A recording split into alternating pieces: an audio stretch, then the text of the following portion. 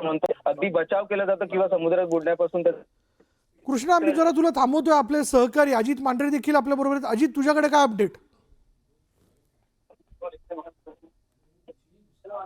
4च्या सुमारास घडलेली घटना आहे.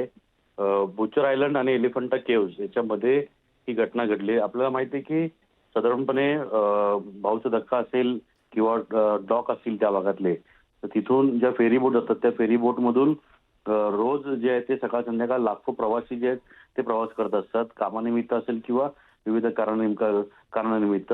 ही जी घटना घडली ती नीलकमल नावाची बोट आहे. ती दुसऱ्या छोट्या बोटला तिने धडक दिली. याच्यामध्ये दोन्ही बोटमध्ये मिळून जवळपास 80 ते 90 लोक होती. अजूनपर्यंत एकालाही याच्यामध्ये गंभीर दुखापत झाल्याची घटना समोर आलेली नाहीये. मात्र बचाव कार्य जे ते अजूनही सुरू आहे. विशाल, ही घटना जी आहे या घटनेनंतर आणखीन एक गोष्ट स्पष्टपणे लक्षात येते की प्रवासी बोटी आहेत किंवा मुंबई ते अलिबाग किंवा मुंबई ते मांडवा अशा ज्या बोटी धावतात याच्यामध्ये ज्या घटना घडतायत त्या घटनांमध्ये वाढ होत आहेत.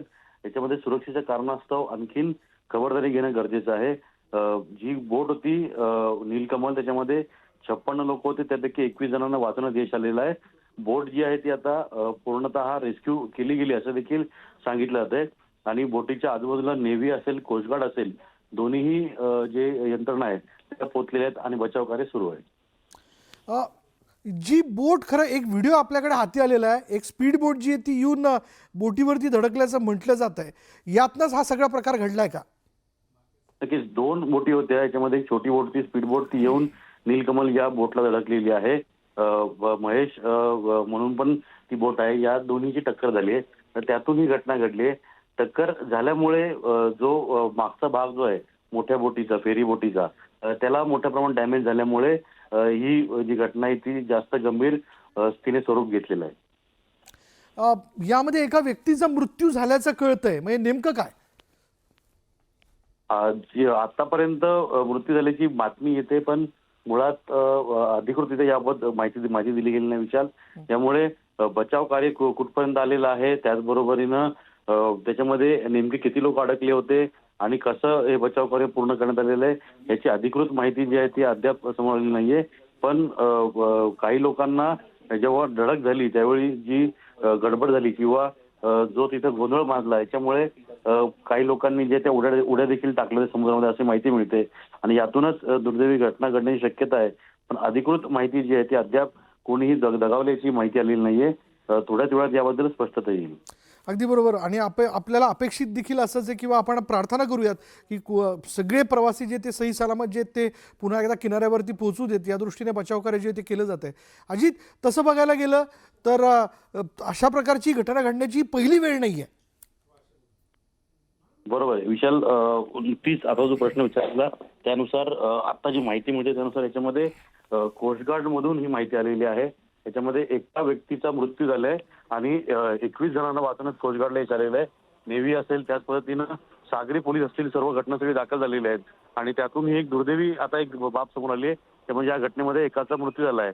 ज्या ठिकाणी धडक झाली होती त्यानंतर जो गोंधळ माजला होता त्यामध्ये काही लोकांनी पाण्यामध्ये उड्या टाकल्या होत्या, त्यातून एकाचा मृत्यू झाल्याची शक्यता वर्तवली जाते. दुसरीकडे विशाल, तू म्हटलास आपल्याला माहिती आहे की आतापर्यंत इथं ज्या प्रवासी बोटी असतील, त्यानंतर मालवाहू बोटी असतील, फेरी बोटी असतील, खाजगी बोटी आहेत, म्हणजे सागरी वाहतूक जी आहे ती मोठ्या प्रमाणात भाऊचा धक्का असेल किंवा जे गेट ऑफ इंडिया इथून मोठ्या प्रमाणात होते.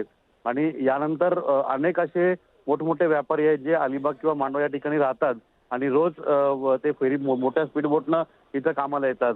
तर यातच जो ट्रॅफिक मॅनेजमेंट सिस्टम आहे त्याच्यामध्ये कुठे गडबड झाली असावी आणि त्यातून ही घटना घडली आहे अशी प्राथमिक माहिती मिळते. विशाल, आपल्याला माहिती असेल की MS चित्रा आणि MS खलिजा या दोन मोठी बोटी होत्या आणि दोन्हीही मालवाहू बोटी होत्या, कंटेनर बोट होत्या.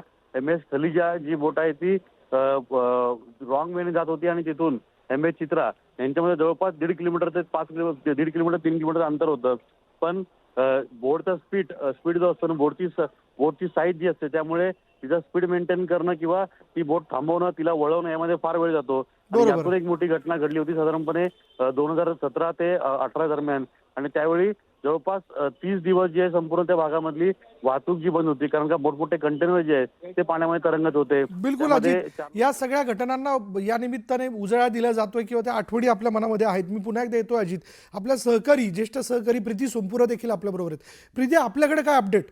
बघा, जे आरोप असा